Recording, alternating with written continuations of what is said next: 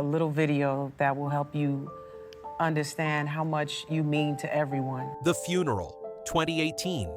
Queen Latifah broke down in tears beside her mother's portrait. The entire church was drowning in sorrow. Yet there was one thing that left everyone stunned. The living single family was nowhere to be seen. Not a single face, not a single photo, not a single confirmation. The public was shocked. The internet exploded. Where were they when Latifah needed them most? Was that legendary friendship nothing more than a TV performance? Or were there cracks behind living single that were never revealed? Silence sometimes louder than sobs. And it was the silence on the day Rita Owens was laid to rest that turned a private funeral into a thunderous mystery. A mother, a teacher, a quiet hero. Rita Owens was not a Hollywood star. She never appeared on the silver screen or walked beneath the blinding flashes of a red carpet. But to Queen Latifah, she was the brightest star in her life. Born and raised in Newark, New Jersey, a place full of challenges for the Black community, Rita chose the path of teaching. She became an art teacher at Irvington High School. The heart of an educator and the sensitivity of an artist were etched deep into Queen Latifah's character from a very young age. Latifah, whose real name is Dana Elaine Owens, often recalled that her mother was the first person who gave her a stage. Rita encouraged her to recite poetry rap and try her hand at acting. She didn't just push her daughter into the spotlight. She stood in the crowd, eyes gleaming, cheering on every shaky step of her teenage girl. "My mother was my best friend, my greatest anchor. Every victory I've had has her fingerprints on it," Latifah once confessed in an interview.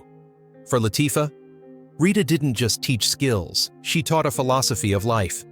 Hold your head high even when the world looks at you with disdain. As a Black woman in a society still steeped in prejudice, Rita knew too well the sting of being underestimated, dismissed, and looked down upon. That's why she instilled in her daughter an inner strength to walk tall, unapologetic for her very existence. It's no exaggeration to say that without Rita Owens, there would be no Queen Latifah as we know her today. Rita was the quiet foundation, the unseen backlight that illuminated Queen, on stage and on screen, helping her shine brighter than ever. The storm called heart disease. Rita Owens' life took a harsh turn in 2004 when she was diagnosed with congestive heart failure, a condition where the heart can no longer pump enough blood through the body, leaving her exhausted, short of breath, and constantly living under the shadow of death. For an art teacher once used to an active rhythm of life, it was a cruel sentence. At that time, Queen Latifah was at the height of her career in film music and even hosting her own talk show. Suddenly, she was forced to face a devastating truth. The most important woman in her life was quietly battling death itself. Pain turned into strength. Latifah didn't choose to hire a full-time nurse like so many other celebrities. She decided that she herself would take care of her mother. In many interviews, Queen recalled how her house was transformed into a mini care center, with medication heart monitors and oxygen tanks right there in the living room. Many nights after long hours of filming or recording in the studio, Queen would rush home quietly, giving her mother medicine, preparing meals exactly as the doctors prescribed. In those moments, the powerful hip-hop queen became just a small daughter sitting by her mother's bedside. It was a daily battle, Latifah once told Good Morning America. "Every morning, I woke up not knowing what the day would bring. But my mother was a warrior, and I was going to fight right alongside her. The inevitable end." On March 21, 2018, the final storm struck. Rita Owens passed away in the arms of Queen Latifah. The artist released a statement. "She left this world in love, leaving behind light and love that I will carry with me forever." The world was shaken. But for Latifah, it was a pain beyond words. A mother, a teacher, a friend, a hero. Now all of that remained only in memory. A private funeral, the media void, and a storm of rumors. On March 27, 2018, the bells of Metropolitan Baptist Church in Newark tolled a final farewell. Inside the sanctuary was filled with white flowers, incense smoke, and prayers for Rita Owens. It was meant to be a quiet, intimate service true to the humble way she had lived her life. The family's obituary made it clear. Visitation from 4 p.m. to 9 p.m. at Metropolitan Baptist Church. Funeral service and interment private. Just that single word private changed everything.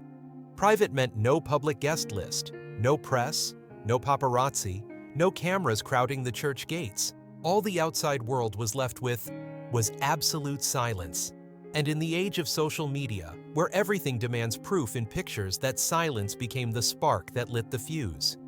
The strange disappearance of Living Single right after the funeral, fans immediately began to ask, where were the familiar faces of Living Single? They weren't just co-stars. To viewers, Erika Alexander, Kim Coles, Kim Fields, T.C. Carson, and John Henton were Queen Latifah's second family. Throughout the 1990s, they lived, laughed, and cried together on screen. A groundbreaking portrait of Black friendship never before seen in American sitcoms. And yet, at the most painful moment of Latifah's life, the public saw none of them by her side. No photos, no videos, no official reports confirming their presence. Silence. Complete silence. And that silence became a storm. In the world of entertainment, absence can sometimes be more explosive than presence. This time, silence turned into a weapon fueling wave after wave of conspiracy theories. Did the Living Single cast boycott the funeral? Was there hidden tension between Queen Latifah and her co-stars? TC. Carson was pushed off the show. Did he cut ties for good? On Twitter, hashtags quietly started trending. Gossip blogs ran with the headline, "Where was the Living Single cast?" Fan forums dug up old backstage conflicts, Kim Coles facing body-shaming Carson, calling out Warner Brothers for favoring Friends, and claimed these wounds had never healed. But the truth wasn't so simple.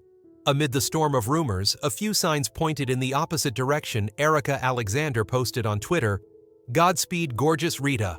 Zo you Dana." A short but powerful farewell.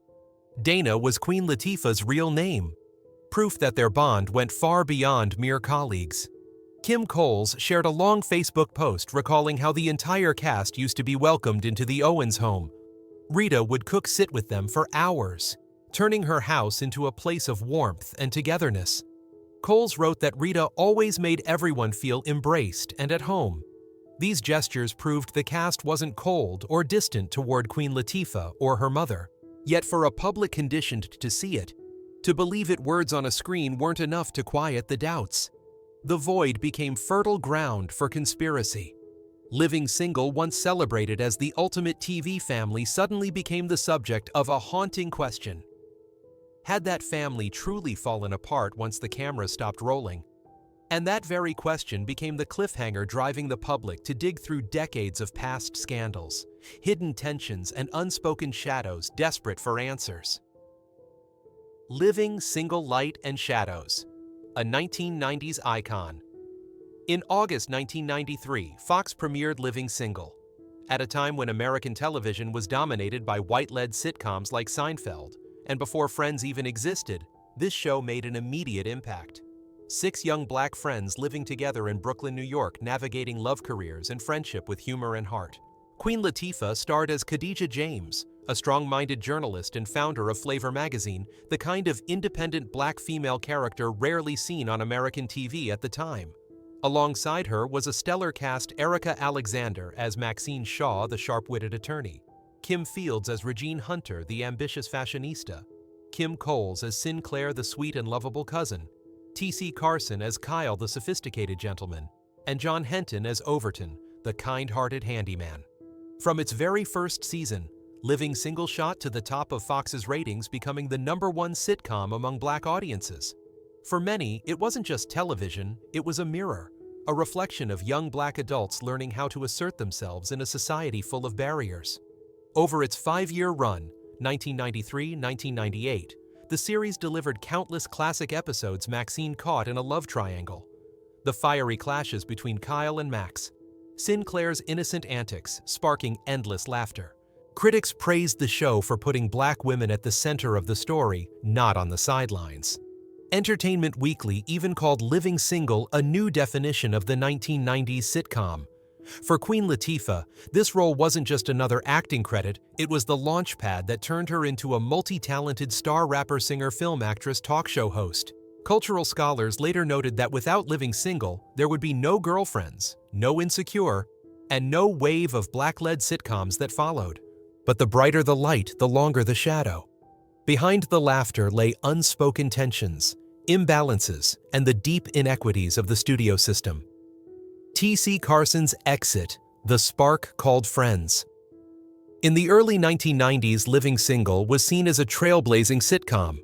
But just 1 year later, Friends premiered also about 6 young people living in New York, sharing apartments, falling in love, arguing, and building careers. What stung the Living Single cast wasn't just the near-identical formula, but how Warner Brothers treated the two shows. While Friends received massive budgets, aggressive marketing, and global exposure, Living Single was boxed in as nothing more than a sitcom for black audiences. T.C. Carson, who played Kyle Barker, the suave, witty, and charming gentleman, was the first to push back.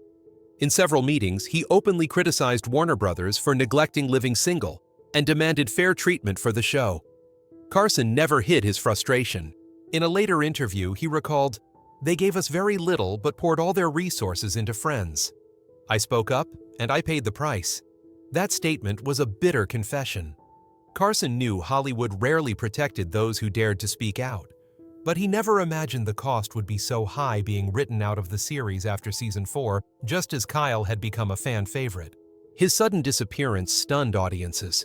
On screen, Kyle was written off as leaving New York for a new job. But sharp-eyed fans knew the storyline was just a cover, and the truth was a purge behind the scenes. An outraged fan base. For black audiences, Carson's firing was living proof of injustice. Living Single had been celebrated as a second family, yet now a glaring crack had appeared, one member exiled simply for speaking the truth. Fans interpreted the incident as a harsh reality check. Sitcoms might deliver laughter on screen, but behind the scenes, they were battlegrounds where raising your voice could cost you your career. Some black newspapers at the time even asked bluntly, was Living Single truly as united as it seemed? A scar that never healed. Carson would go on to share his story in many interviews. He made it clear, "I had no issues with my castmates. We loved each other. The studio was the problem. I was pushed out because I spoke up." Those words only added more drama, underscoring the tension between the cast and the studio. The actors may have been close, but Carson's removal left a scar. Living Single was no longer an unbroken family. And for fans, that scar never faded. So when news of Rita Owens' funeral spread and the Living Single cast wasn't publicly seen, memories of Carson's exit resurfaced. Twitter and Reddit quickly pieced the narratives together. Carson was fired. Maybe he still holds a grudge, that's why he didn't go. If one member was already pushed out, maybe they were never truly close. The TV family was just an illusion. In reality, there's no evidence that Carson or any of the cast deliberately stayed away. The private nature of the service excluded the media entirely, and Carson himself has never spoken on the matter. But in the public's mind, the T.C. Carson firing became the perfect puzzle piece to legitimize a conspiracy. That Living Single was never really a family after all. From 1998, when Carson vanished from Living Single to Rita Owens' funeral in 2018, the story never lost its sting. T.C. Carson's removal from Living Single carved a permanent scar, a stark reminder that a sitcom family could unravel the moment the studio pulled the strings. But Carson was not the only one who would feel the harsh bite of life behind the camera. Kim Coles and the weight of appearance.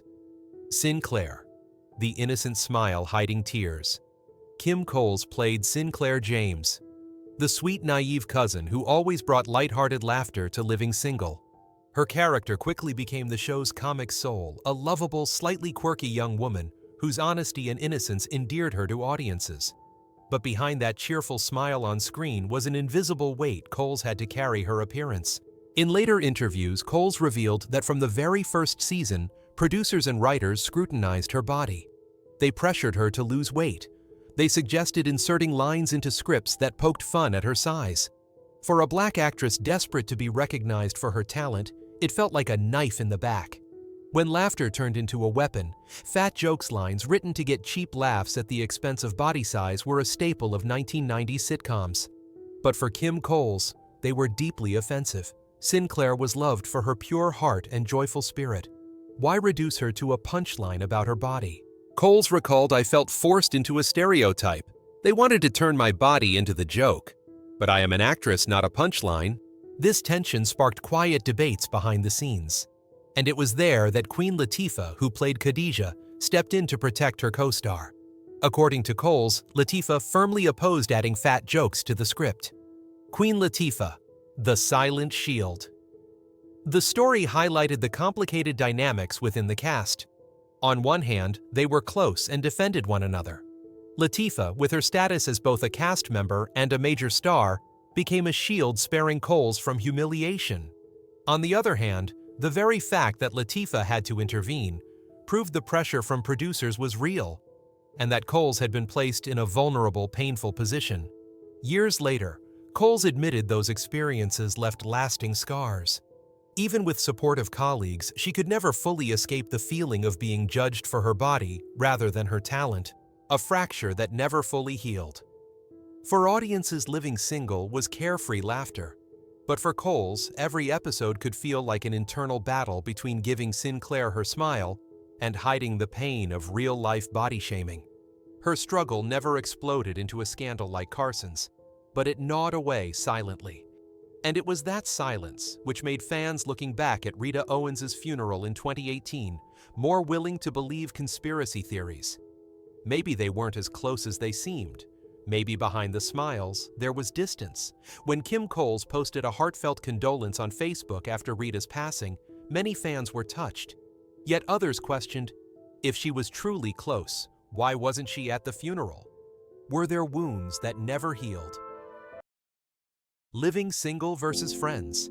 The silent battle and the bitterness. The brutal truth in numbers. In 1993, when Living Single premiered, it averaged more than 10 million viewers per episode.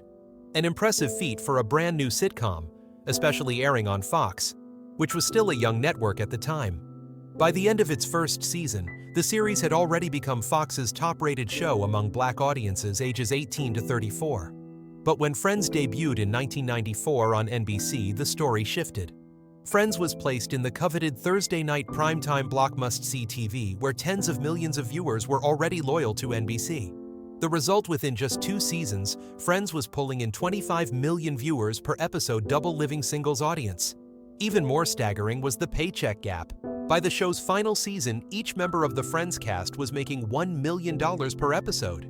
Meanwhile, according to Erika Alexander, no one on Living Single ever came close to that number, not even a fraction of it. The Golden Child and the Forgotten One. In an interview with the Breakfast Club, TC Carson admitted, "We saw it clearly. They, Warner Brothers, gave everything to Friends.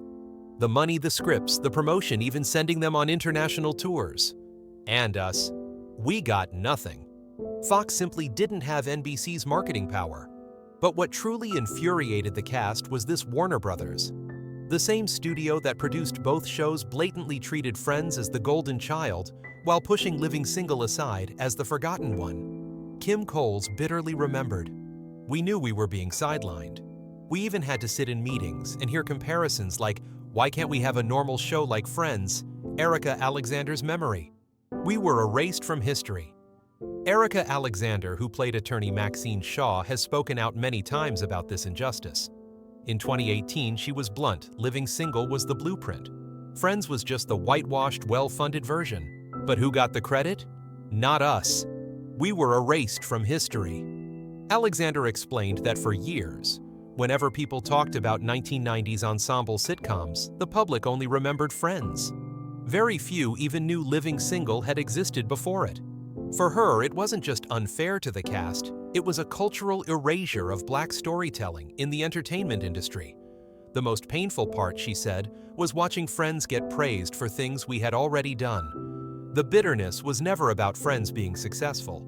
It was about the fact that everything Friends was celebrated for Living Single had already done first, yet never received the recognition. Living Single tackled careers, love, friendship, even class conflict, all through the lens of young Black professionals.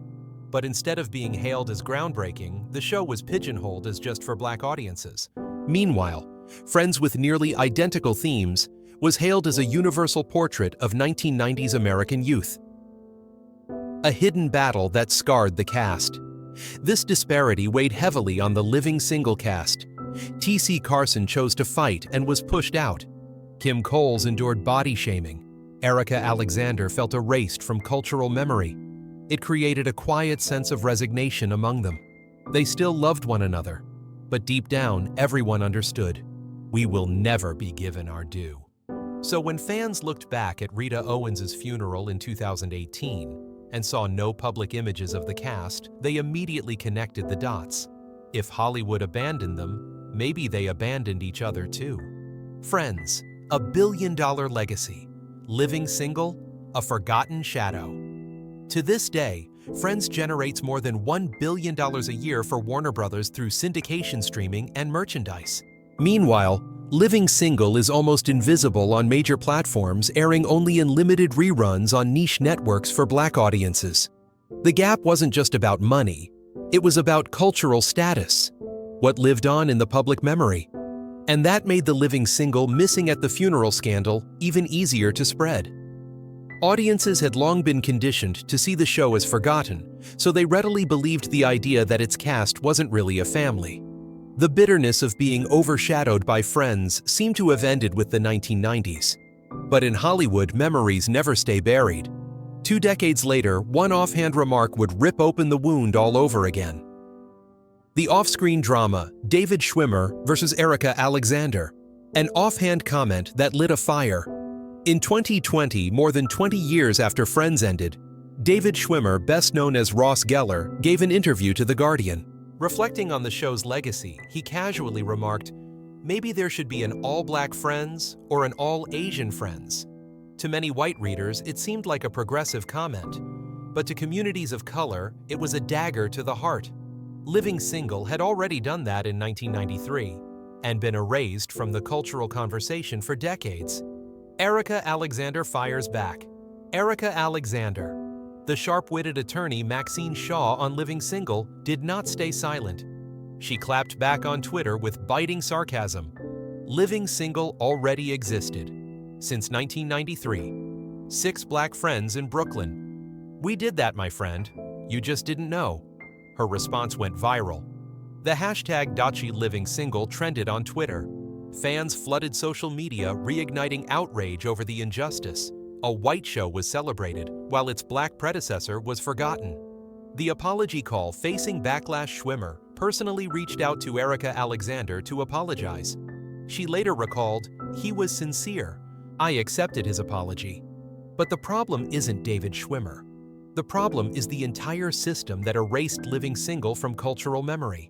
That moment reminded everyone that the Living Single cast hadn't just been overlooked in the 1990s. Even in the 2020s, they were still fighting to have their legacy recognized. Public uproar. Living Single revived. Ironically, Schwimmer's slip became an opportunity. For a week straight, U.S. media revisited Living Single. Rolling Stone called it the hidden trailblazer of sitcoms. Vulture ran a feature titled Living Single Did It First. A new generation of fans sought out the series on Hulu, boosting its streaming numbers. It was one of the rare moments in nearly 30 years that Living Single was pushed back into the spotlight. But with that spotlight came all the old pain, favoritism, backstage fractures, and the sense of being erased from history. Seeing Erika Alexander's fury only reinforced what many suspected. The Living Single cast still carried scars that had never fully healed, which is why the theory that they didn't attend Rita Owens' funeral seemed so believable to the public.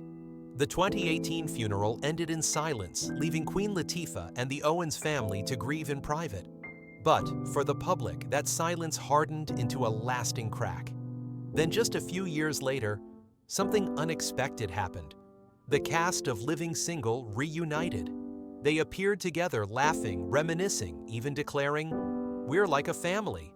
And those reunions became living proof, shattering the rumors of division. Reunion and the truth about the cast's friendship reunions that reignited memories. In one recorded reunion, Erika Alexander shared a heartfelt memory. "We weren't just colleagues. We shared dinners, we cried together backstage. That bond was real."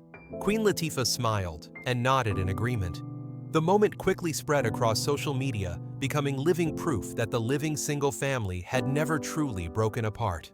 Kim Coles revealed a hilarious yet touching detail that made audiences laugh through their tears.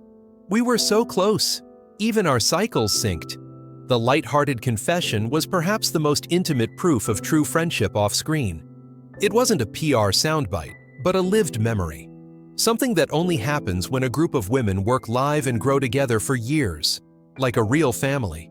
Fans who heard it laughed, but also felt a warm reassurance. After all the rumors and scandals, the living single cast still shared a closeness too natural to fake. The bond between Queen Latifah and Erika Alexander was highlighted most often. Their careers took them down very different paths. Latifah becoming a global superstar, Alexander diving into activism and politics, but they remained in touch, always supporting each other's projects. Erika once said Dana Latifah's real name has always been the sister I can call anytime. Her success never created distance between us. Latifah, in turn, has often expressed her excitement at the idea of a living single reboot. It hasn't materialized, but the fact that both women openly dream about it reassured fans that their friendship remained strong. Moments that silenced the rumors. The reunions of 2024-2025 weren't just nostalgic events. They were undeniable evidence that destroyed the conspiracy theories. When the public asked why weren't they at Rita Owens' funeral, the answer was right there in the images of them sitting together on stage, holding hands, laughing after more than 30 years. If there had truly been fractures, could they have been that natural, that joyful? Kim Fields once said, "Living single wasn't just a job, it was family. And family doesn't disappear because of one silent moment." Her words pierced through the fog of rumors, delivering a clear message their friendship never ended. It just expressed itself differently.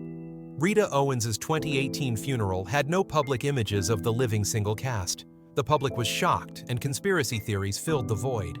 But the truth was simple. The funeral was private, intimate, and that was the Owens family's choice. No pictures didn't mean a fractured family. Erika, Alexander, Kim Coles, and others had already spoken in their own ways. Through heartfelt posts, through memories of Rita. They didn't need front-page coverage to prove their bond. Looking back, the real question was never whether they showed up at a single ceremony. The truth lies in the legacy Rita Owens, Queen Latifah, and Living Single left behind. A generation of Black viewers finally seeing themselves on television.